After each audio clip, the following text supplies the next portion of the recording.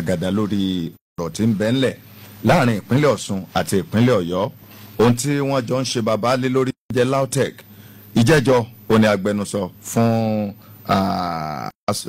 ìpínlẹ̀ ti Ọ̀yọ́ kọmíṣánná fún ẹ̀ka ìbáràlú ọ̀rọ̀ tí wọ́n wà lórí ètò yìí wọ́n sì ṣí láwẹ́láwẹ́ gbogbo ohun tí ó ń ṣẹlẹ̀ wípé ìpínlẹ̀ Ọ̀ṣun ní ká bẹ̀ àwọn ní ká bá sọ̀rọ̀ kí wọ́n ṣe ń tó yẹ kí wọ́n ṣe. mo láyọ̀ láti rí pé ọ̀kan pàtàkì lára àwọn tí wọ́n jọ ṣe ìṣàkóso ìpínlẹ̀ Wùmí kọmíṣánná tí wọn ò tí ì gbé pọtifólíò fún nù ṣùgbọ́n tá a ti mọ̀ wípé ọ́fíìsì kan hẹrẹ̀ǹtẹ̀ òun ni wọ́n ó gbé wọn sí. ẹ jẹ́ kí n mọ̀ kí wọ́n káàbọ̀ sí orí ètò yìí torí pé àwọn ni wọ́n rán wá láti ìpínlẹ̀ Ọ̀ṣun. ẹ káàbọ̀ sórí ètò yìí. ẹ ṣeun o, ẹ kú lé ìpínlẹ̀ Ọ̀yọ́ o, àgbo tí ẹ ti ń gbọ́ wa tí ẹ ti lè mọ̀ wá lórí àgbàgbé Facebook. Lágẹ̀lú 967 ẹ lè fọ́lọ̀ wá báyìí láti rójú wọn. a dúpẹ́ pé ìlú Ìbàdàn ó wà bó ṣe wà ń tẹ̀síwájú. a dúpẹ́ pé ìpínlẹ̀ Ọ̀yọ́ àlàáfíà jọba ń bẹ. lẹ́bàá wa. àlàáfíà làwọn náà dé láti ìpínlẹ̀ Ọ̀ṣun. Bàbá Oyètọ́lá ńkọ́. àlàáfíà ni gómìnà mi wà. ni wọ́n wà. yes. kábọ́ sẹ́nu iṣẹ́ nígbà yà olóko àbí. bẹ́ẹ̀ni. mọ̀ mọ̀ pé ẹ ti dira gbogbo ìbéèrè tá a lè bí yín láàárọ̀ yìí torí pé a fẹ́ mọ òtítọ́ ọ̀rọ̀ ká mọ ibi tí ẹ̀bí wà ká sì mọ ibi tí àríwá. bẹ́ẹ̀ni. ìbéèrè àkọ́kọ́ ni wípé kí ni agreement àjọsọpọ̀ wípé ibi la fọ̀rọ̀ sí. Ọ̀ṣun ìkan nínú àwọn tí ilé ìgbìmọ̀ aṣòfin ṣẹ̀ṣẹ̀ fọwọ́ sí láti bá gómìnà ṣiṣẹ́ yálà gẹ́gẹ́ bí kọmíṣánná tàbí olùdámọ̀ pàtàkì torí n ta fọwọ́ sí nílé aṣòfin nìyẹn. àmì ò mọ ohun tí ó wà ní etí aráàlú gẹ́gẹ́ bẹ́ẹ̀ ṣe sọ ìjẹ́jọ́ ṣùgbọ́n ẹ jẹ́ ká bẹ̀rẹ̀ báyìí. okùn onígbòǹgbò kọ́mọ níbi tí a ti fà wá kí ló ń jẹ́ LAUTECH. tí ẹ bá wo orí ẹ̀rọ ayélujára tẹ bá lọ sí website tẹ bá lọ web page Ládòkè Akíntọ́lá University teaching Ládòkè Akíntọ́lá University Ògbómọ̀ṣọ́ ẹ rí bí a ṣe pọ́n mi ẹ̀ bá a ṣe dá mi ẹ̀ kaná 1989 nígbà tí dá Ọ̀yọ́ State University of Technology Ògbómọ̀ṣọ́ sílẹ̀ tá a fẹ́ dálẹ̀ ìjọba ológun lábẹ́ gómìnà Adétúnjì Olúrẹ̀mí wà nípínlẹ̀ Ọ̀yọ́. nígbà tí à ń sọ yìí ìpínlẹ̀ Èkó ti ní yunifásitì, ìpínlẹ̀ Ògùn ti ní, Ondo State ti ní, Ọ̀yọ́ nìkan ni ò ní, Ọ̀yọ́ nìkan ni ò ní. ó bẹ̀rẹ̀ sí kọ àwọn èèyàn lóminú pé àbẹ́gbẹ́ mu ní ìpínlẹ̀ Ọ̀yọ́ jọ̀hún làwọn èèyàn fi lọ bá Olúrẹ̀mí pé àwọn fẹ́ yunifásitì. èsì tí gómìnà fún wọn ológun fún wọn gbà náà ni pé ẹgbọ́ bíi tí náà bẹ̀rẹ̀ sí ṣe ẹ̀dáwó nílùú jìlú. gbogbo fásitì tó wà yàtọ̀ fún LAUTECH ìjọba ló mọ̀ dálẹ̀ ló mọ̀ fowó lẹ̀ tí wọ́n fi dálẹ̀. àwọn ọmọ ìpínlẹ̀ Ọ̀yọ́ jọ ńlá fowó yunifásitì LAUTECH sílẹ̀ tí wọ́n ń pè ní seed money tí ẹ̀ bá fẹ́ ṣe okòwò. àdájọ owó gbogbo wa ìlú kọ̀ọ̀kan àwọn ìlú tí wọ́n fẹ́ gba yunifásitì yẹn sọ́dọ̀ Ìlọrin, Òṣogbo, Ẹdẹ, Ògbómọ̀ṣọ́, Ṣakí àtọ̀yọ́ Aláàfin tówó tí náà wà ń bẹ. òǹkàlùkù ló dáwó. mo dẹ̀ mọ̀ pé Ọọ̀ni àná Ọbọ̀kun Adéṣíjú Adé ló ṣíwájú àwọn tó ń dáwó. mo rò pé ó tán dá tán fi bẹ̀rẹ̀ ńgbà náà ní 1989 bóyá bíi 19 million lówó tán kọ́kọ́ kó jọ. nígbà tí wọ́n dá ìpínlẹ̀ Ọ̀ṣun sílẹ̀ lára ìpínlẹ̀ Ọ̀yọ́ jọ̀hún ìgbìmọ̀ tó ṣe pínpín dúkìá fọ́múlà tí wọ́n fi pín ó ní 51% fún ìpínlẹ̀ Ọ̀yọ́ 49% fún ìpínlẹ̀ Ọ̀ṣun. àwọn tó bá mọ̀gbà náà lórí typewriter àti pépà ni wọ́n pín ní secretariat tó ń kálukú kó tiẹ̀ lọ́sọ́dọ̀ rẹ̀.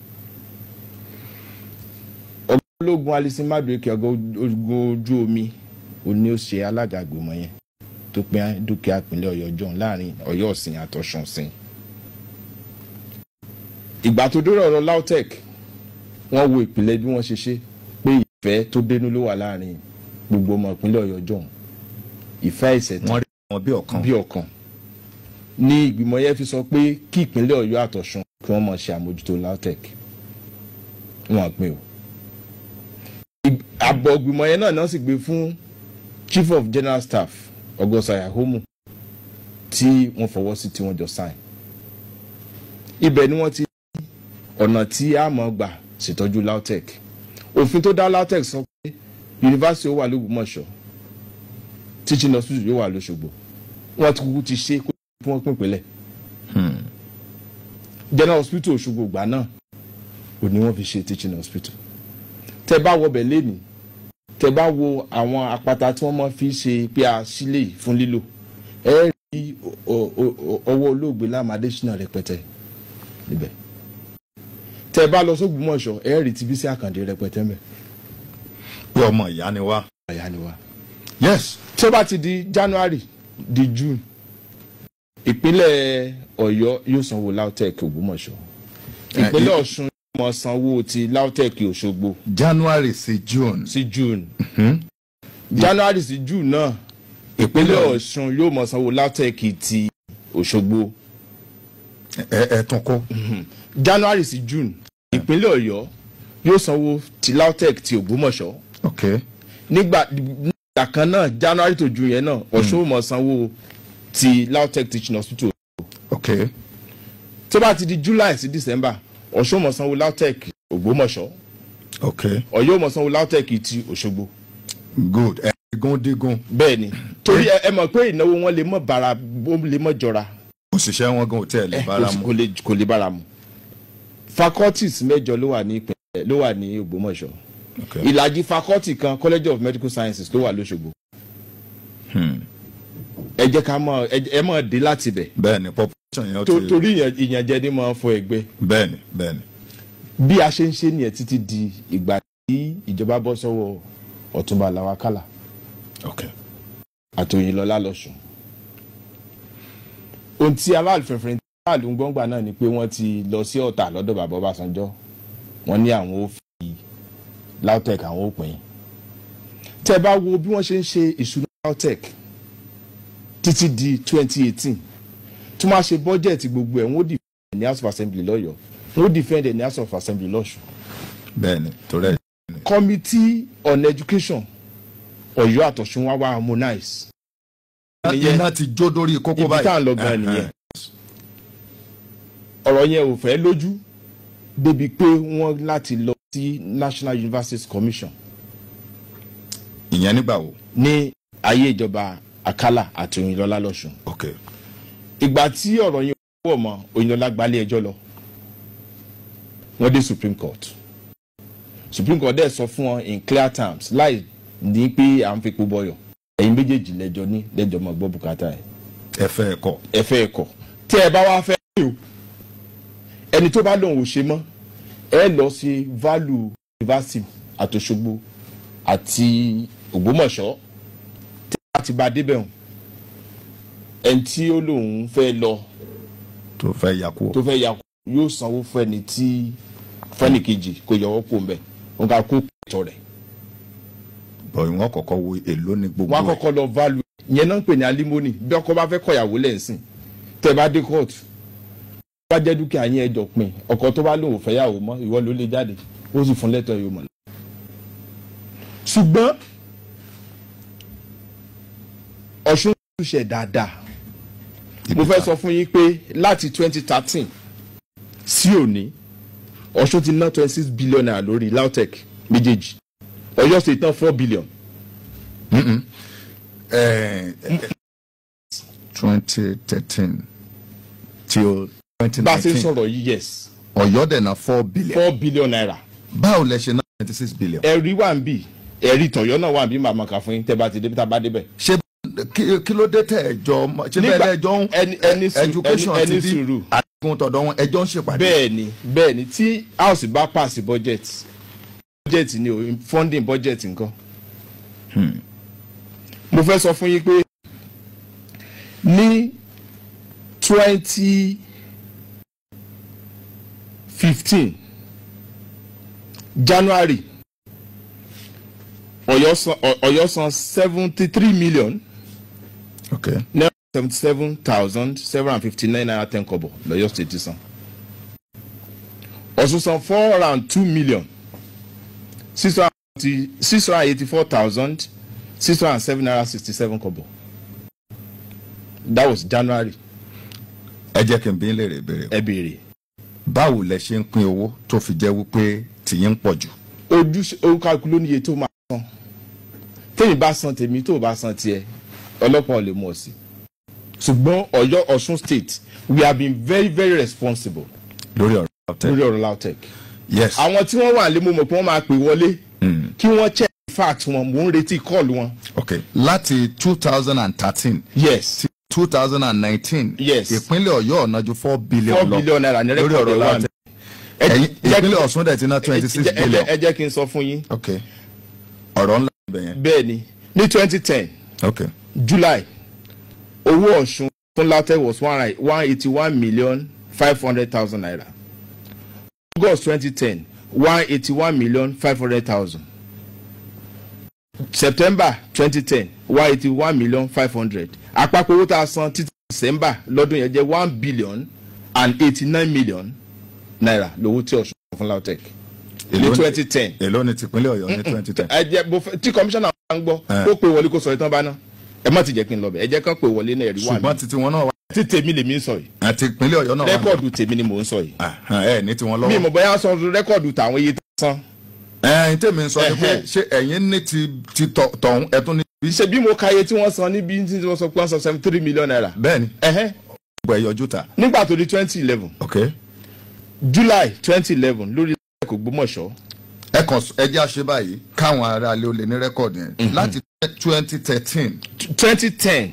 ok láti 2010 títí wọ 2015 owó tó Ọ̀ṣun náà sí LAUTECH. ẹ ṣe jẹ́ ká ṣe báyìí láti. ó ní ìdí tí mo ṣe bẹ́ẹ̀ ẹ farabalẹ̀. ok kí ni ìdí. ìdí tí mo ṣe bẹ́ẹ̀ ni kó ṣe mọ̀ pé ìgbà kan wà tán gbélé LAUTECH tì. bẹ́ẹ̀ni. tí wọ́n wá yan visitation panel. ok tí Chief Ọlánìpẹ̀kun ni chairman senior advocate of Nigeria visitation panel ní 2013. ìgbà tí ní dọ́sọ̀ 2017 ìgbà tí àwọn panel yẹn ṣe lórí ẹ̀ tẹ bá rántí rí pé àwọn òṣìṣẹ́ àwọn ẹgbẹ́ òṣìṣẹ́ LAUTECH wọ́n ní ká má ṣe forensic audit. ìgbà yẹn ni wọ́n discover pé LAUTECH University Ògbómọ̀ṣọ́ ó ní over 100 bank accounts. gbogbo wa la gbọ́. UI Ìbàdàn àwa fi Professor Afolabi former secretary of the government of the federation ṣe chairman governing council tó wà bẹ́ẹ̀nsìn. àṣìṣe gan ló wá yẹ kó ní ìtumọ̀ jù tó jẹ́ pé. panel yẹn ti ṣiṣẹ́ wọ́n ti gún recommendation n tó yẹ ká implement instead tí àwọn kan fi ń gún ìjọba ní kẹsẹ́. mo fẹ́ sọ kinní kan fún yín. gómìnà ìpínlẹ̀ Ọ̀yọ́ bí ó ṣe rí lójú ló ṣe rí níwà o. àwọn aráàlú Ògbómọ̀ṣọ́ ni wọ́n ń gún gómìnà ní kẹsẹ́ kó bá wọn já yunifásitì gbà. ẹ má ti lọ bẹ̀ ẹ má ti lọ bẹ̀ ẹ jẹ́ kí a tó. torí pé àǹfààní wà fún gómìnà méjèèjì láti pàdé láti sọ̀rọ̀ lórí ọ̀rọ̀ LAUTECH. ok ohun tá a gbọ́ ni pé ìpínlẹ̀ Ọ̀yọ́ wọ́n ti san oṣù 6 January to June lórí ọ̀rọ̀ LAUTECH. kí ló dé tẹ́ ẹ̀san July èlò wọ́n ní làwọn gbọ́ látọ̀dọ̀ yín kí ló dé tẹ́ ẹ̀san yòókù tẹ́ bẹ̀rẹ̀ sí ń jẹ wọlé. yóò dáa fún ọ. àmì Ọlọ́run. tí èmi rẹ bá jọ ní okòwò ọ̀nà méjì lọ́fíìsì wa wà ti LAUTECH Ògbómọ̀ṣọ́ àtòṣogbo ló wà. tí ẹnìkan bá san yunifásitì Ògbómọ̀ṣọ́ tí ò bá san College of Medicine n tó ń pè ní underfund.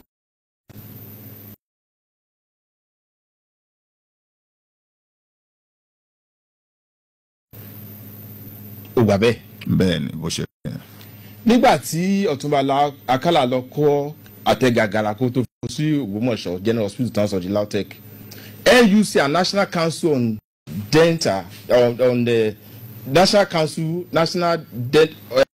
Medical and Dental Council of Nigeria wọ́n recognize Ògbómọ̀ṣọ́. Ministry of Health Ọ̀yọ́ state ló ń san wọn l'Ógbómọ̀ṣọ́ owó oṣù wọn l'Ógbómọ̀ṣọ́ kò ń ṣe LAUTECH ló ń sanwó wọ́n pè ní teaching hospital l'Ógbómọ̀ṣọ́. so wọ́n lè fẹ́ mú wa pé àwọn sanwó LAUTECH tí wọ́n sọ Ògbómọ̀ṣọ́ Ministry of Health Ọ̀yọ́ ló ń san rẹ́kọ̀dù ẹ̀ wà aláàtì tí wọ́n ń gbà ń báǹkì wà kò ń sà láti LAUTECH. so tí wọ́n sọ pé àwọn sanwó t'Ògbómọ̀ṣọ́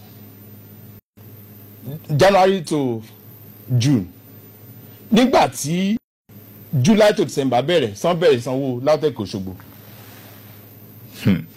ìgbà táwa sanwó ti LAUTECH Ògbómọ̀ṣọ́ ṣé wọ́n sanwó LAUTECH Òṣogbo. no ẹ̀yin tí àwọn bá ń san ti Ògbómọ̀ṣọ́ àwọn ò mọ̀ san t'Òṣogbo ẹ máa san tó January tó àti ti san ẹ̀dẹ̀ ti san tó àti san July àti bẹ̀rẹ̀ àti bẹ̀ yẹn wọn ò sì san t'Òṣogbo ní July. yes tán bá láwọn san kan mẹ́rin ẹ bá fẹ́ pè wọlé kó ṣé lẹ́sẹ̀ dákẹ́ sísan ní August. ìyẹn kan ilé ìta àsan yẹn was unsolicited. owó tí wọ́n san bẹ̀rẹ̀ gbọ́ 34,000 students ó ní ètò ọmọ school kọ̀ọ̀kan san. mo rò pé Ministry of Education ẹ̀yin méjèèjì lẹ́jọ́ ń mú lọ́yẹ̀ kẹjọ lọ́mọ béèrè yẹn ní iléèwé yín ni nàún ẹ̀yin lẹ́ni wọ́n bọ́ọ̀dù ẹ̀yin ní ìdí àti báwọn ṣe pàdé. subvention ni wọ́n need kò ń ṣe salary with the report of the party. the university pẹ̀lú ọjọ́ orí university yẹn àti student population should be self-sustaining. tábàní subvention ìṣòwò salary. ni wọ́n lè lérò pé nípínlẹ̀ Ọ̀ṣun lérò pé wọ́n nílò báyìí. ó wà ní report tí ó wà ní report nìyẹn. kò yẹ kó máa gba salary déédéé mọ́. àdó kì í ṣe bẹ́ẹ̀ pé odidi salary kan kẹ́ máa fún wọn mọ́. kó jẹ́ pé ìjọba ní ó ti máa wọ́n ti dàgbà kọ́. tó ní 34,000 students. tẹ́ bá ní calculator bẹ́ẹ̀ 34,000 students ká ní 50,000 naira ni wọ́n san lóṣù ẹ̀sì náà ní ọmọ school san ní tam ẹ̀sì 34,000 in 50,000 places. kí ló dé tẹ́ ẹ béèrè tó ń fún ọ. gbogbo ẹ̀ ló wà nínú panel report. ẹ jẹ́ kí n sọ implementation àdúró. Ọ̀yọ́ làbí léèrè kì í sọ̀sùn. lọ́nà wo. ó ń ṣẹlẹ̀ ni pé ẹ jẹ́ kí n fún ní àpèjúwe kan. LAUTECH University Ọ̀ṣun ti san 1.8 billion naira lórí LAUTECH Òṣogbo. ó dẹ̀ ti san 300 million naira lórí LAUTECH Ọ̀yọ́. ẹ tún sọ. 300 million naira lórí LAUTECH Ọ̀yọ́. ó san 1.8 billion lórí LAUTECH Òṣogbo. billion lórí t'Òṣogbo. ní 2018 1.8 billion naira lórí LAUTECH Òṣogbo 500 million naira lórí LAUTECH Ọ̀yọ́. ẹ tún yẹn sọ ní 2018. ní 2018 1.8 billion. 1.8 billion again. bíi ti 2019. bẹ́ẹ̀ni. èló lọ́yọ̀ san. Ọ̀yọ́ Ọ̀yọ́ ò san kankan LAUTECH Òṣogbo throughout. ẹ̀yin nìkan lẹ̀ ń gbọ́ bùkátà Òṣogbo. the same. so tẹ́ bá sọ̀rọ̀ 2018 tẹ́ bá fẹ́ balance account Ọ̀yọ́ jẹ́ wá ní 900 million naira. bọ̀ òṣìṣẹ́ t'Òṣogbo rẹ̀ sí. medical sciences yàtọ̀ sí pé wọ́n ń lọ school lásán. ṣé gbogbo facilities yẹn lẹ́yìn tó ń mójútó. ta ló máa service facility. kí ṣe àjọsọ yín. owó tí wọ́n ní kí pàṣẹ ká san 1 billion naira each. Ọ̀ṣun ti san 1 billion naira o ẹ bèrè bóyá Ọ̀yọ́ san 1 billion naira jẹ. wọ́n sì gba 1 billion naira yẹn wọ́n sì ná gbogbo ẹ̀ s'Ògbómọ̀ṣọ́. abẹ́rẹ́ wọn rà s'Òṣogbo ní management LAUTECH. yes lórí August September October tí sálárì ẹ̀ tí àwọn òṣìṣẹ́ LAUTECH ti bẹ̀rẹ̀ sí yarí báyìí wípé àwọn ò gbé. kẹta náà wá bẹ̀bẹ̀ l'Òṣogbo pé journalist tó miss quote àwọn dẹ̀ mú of the press conference wá kò sí indictment kankan fọ́ọ̀ṣun bẹ̀. àwọn ASUU LAUTECH wọn ò tó bẹ́ẹ̀ láti gbé ilé ìwé yẹn ti. wọn ò tó bẹ́ẹ̀. agbẹnusọ gómìnà mà ní ẹ mọ̀ ń gbẹnusọ fún gbogbo ìpínlẹ̀ Ọ̀ṣun mà ní. àní wọn ò tó bẹ́ẹ̀. ṣé ẹ jẹ́ kí n sọ kan fún yín. kéèyàn tó dórí ipò téèyàn bá ń dupò kò sí nǹkan téèyàn lè fi polongo bò. tó bá ní agbádá ló mọ wọ̀ǹgò bá débẹ̀ tó bá rí pásọ tó wà ń bí ojú bùbá lọ ó ràn bùbá ni o. àwọn tí wọ́n gba ìbò lọ́wọ́ ara àwọn ará Ògbómọ̀ṣọ́ wẹ́dà ń lọ áùsì ni wọ́n lọ gbá wọn lọ àwo ni ohun tí wọ́n fi rí bò Ògbómọ̀ṣọ́ nípa àwọn ògbà LAUTECH. ṣùgbọ́n wọ́n ti débẹ̀ báyìí kán wo òfin tó dá LAUTECH lẹ̀ wọ́n wo àbọ̀ Supreme Court lórí ọ̀rọ̀ LAUTECH tán bá lè gbà kí wọ́n gbà. now ẹ jẹ́ kí n wá béèrè yìí. Ọ̀ṣun Òṣogbo yunifásitì mo fẹ́ fi kún yunifásitì 9 ló wà l'Ọ̀ṣun state. ibẹ̀ yẹn gan ni mo ń lọ báyìí. yunifásitì 9 wọ́n bí wà lọ́sùn state. ṣé ìpínlẹ̀ Ọ̀ṣun ṣetán láti jáwọ́ lórí ọ̀rọ̀ fásitì LAUTECH kókó kọ́kọ́rọ́ lé ìpínlẹ̀ Ọ̀yọ́ lọ́wọ́ tí ìpínlẹ̀ Ọ̀yọ́ dẹ̀ fún yín lówó. tí ìpínlẹ̀ Ọ̀yọ́ bá bọ́ sí bọ́ńbọ́ pé tó ń fẹ́ ṣe nìyẹn ìlànà ti wà ńlẹ̀ ṣùgbọ́n tán bá bọ́ sí bọ́ńbọ́ tán bá ń dún tán ń ṣe dúkù ọ̀tẹ̀ àwọn ò mọ̀ sanwó LAUTECH lọ. ṣetán láti pín. àwa làjọ ní LAUTECH tí Ọ̀yọ́ bá fẹ́ lé wa kàn sọ fún wọn fẹ́ lé wa gbogbo tán fi léèyàn kàn fi lé wa. níbi tọ́rọ̀ dé dúró yìí. Supreme Court sọ fún tí wọ́n ṣe tán bá fẹ́ lé wa. kí wọ́n lọ tẹ̀lé lànà. kán lọ tẹ̀lé. tí wọ́n bá ṣe tán. kán lọ tẹ̀lé Ọ̀ṣun Sunkún fásitì. níbi tọ́rọ̀ dé dúró. Sunkún fásitì. ṣùgbọ́n ìfẹ́ lẹ fi pilẹ̀. ìfẹ́ ọ̀nà la fi ń sanwó làwọn ò fi kùnà. ṣùgbọ́n lẹ́yìn lẹ jẹ gbèsè. ṣèbọn náà ń gbọ́n lé àwa sì rèé kán fóònù wọlé. a ló jẹ gbèsè láàrin yín. èmi ò mọ̀ Musa mọ̀ pé mi ò jẹ gbèsè. èmi ò jẹ gbèsè ara ò fún mi. ẹ tún fìlù. orin dáadáa kan mú ipò àkàní. àkà nìbàdàn. bẹ́ẹ̀ ni. ọ̀dà yes ibi ọ̀rọ̀ dé lóye ọ̀dà bẹ́ẹ̀ ni wípé àtìpínlẹ̀ Ọ̀ṣun àtìpínlẹ̀ Ọ̀yọ́. ẹnìkan ni ó mọ̀ kúrọ́nà méjèèjì. ok káwọn aráalé ó tó dá sí. ẹ jẹ́ ṣe báyìí ibi tọ́rọ̀ tiẹ̀ dédó tọ́rọ̀ bá tẹ́rù bá kòkè tó kanlẹ̀. ó débi agbésí bẹ́ẹ̀ ni. ẹlẹ́ẹ̀ṣẹ̀ tán láti bá ti tẹ̀lé lánàá kí wọ́n tẹ̀lé. ṣe bọ́ọ̀ ní òfẹ́ wa mọ́.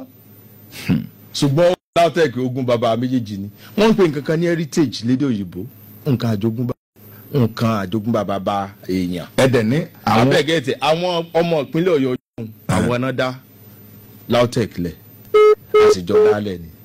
mi ò fẹ́ mọ̀ sọ fún yín gbọ́n tẹ́ ẹ bá lọ wo rẹ́kọ̀dù náà tó bá jẹ́ yòókù wà ní archive Ìbàdàn. àkọọ́lẹ̀ wa. tẹ́ ẹ bá lọ bẹ́ẹ̀ mọ̀ ẹ kàn tẹ́ ẹ mọ̀ àwọn tán dáwó jù gan. mọ̀ tó dáwó jù. ọ̀rọ̀ ọ̀fẹ́ yìí jẹ́ kí ọ̀rọ̀ ọ̀fẹ́ yìí ṣùgbọ́n wọ́n ti bá bu yẹ̀pẹ̀ sífẹ̀ẹ́ lójú. pẹ̀lú tẹ̀ ń gbé náà ti ìpínlẹ̀ Ọ̀yọ́. àwọn ará ẹ̀jẹ̀ kàlà pọ̀nrán àwọn ará Ògbómọ̀ṣọ́ náà wà nídìí ọ̀tẹ̀. kí lẹ rí. àwọn ni wọ́n ò lé ọmọ Ọ̀ṣun tó bá fẹ́ wọlé kú o. ó ní wọ́n fẹ́ ṣèdánwò kan lóṣogbo ó ní ìdí kọ̀ǹpútà set tí wọ́n fẹ́ kó lọ. wọ́n lu Liberia bí ẹni lu bàrà ni o wọ́n rò pé wọ́n kó gbọ́n àwọn lọ sóṣogbo ọmọ ìpínlẹ̀ Ọ̀ṣun Liberia tán lù o. wọ́n rí yunifásitì ẹ bí yunifásitì Ògbómọ̀ṣọ́ ni o. ó sì ní tó Ògbómọ̀ṣọ́ dáńgbà tá a fẹ́ dá fásitì sílẹ̀.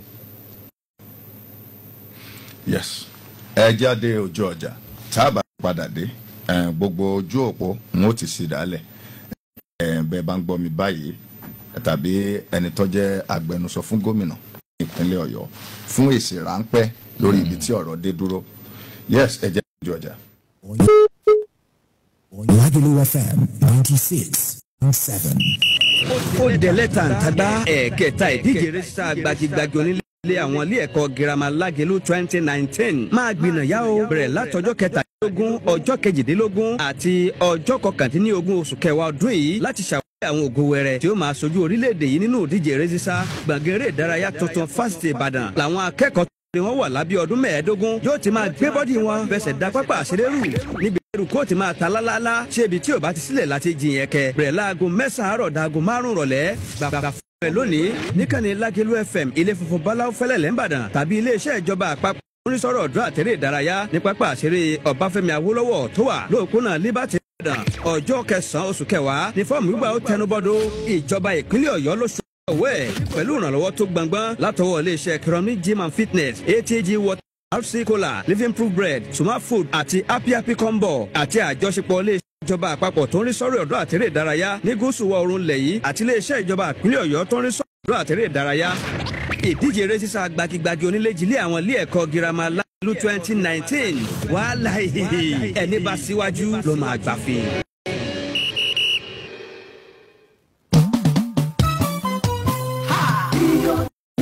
Àtẹ̀jẹ́ ṣe o. Ó fọ́ra lókun ìlera àtẹ̀bára. Àìsàn ò lè ráyè wọlé tó bá lórí òótọ́ ni. Bẹ́ẹ̀ni, débẹ̀ kan bá ní. Ṣé ti gbọ́? Kàkà kó rẹ̀ ẹ́, pamú rẹ̀ rodò. Afárá lókun bẹ́ẹ̀ni ní rí òótọ́ ni. Ògùn ẹ̀jẹ̀ táwọn ẹ̀rẹ̀ rí òótọ́ ni. Èròjà tó pọ̀ lẹ́pẹ́ ṣara lóore. Rio tonic yẹ́nkẹ́ ló gbé jáde. Rio tonic. Rio tonic 100% natural. Yenkem International ló ṣe. Organic remedies ló ń distribute jákèjádò Nàìjíríà. Ó ti wà láwọn ilé ìtajà oògùn chemist àti pharmacy stores lágbègbè rẹ̀. Ẹ pè customer care number yìí 080666669.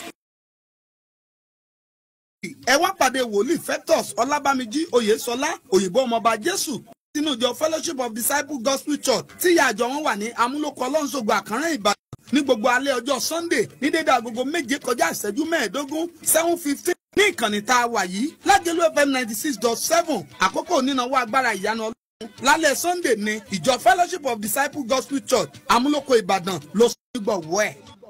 Independence promo tẹ̀síwájú. Iléeṣẹ́ Infinity tó ń talẹ̀ Infinity Estate jákèjádò dúpẹ́ gbà lọ́wọ́ gbogbo ẹni tó ralẹ̀ lásìkò anniversary promo iléeṣẹ́.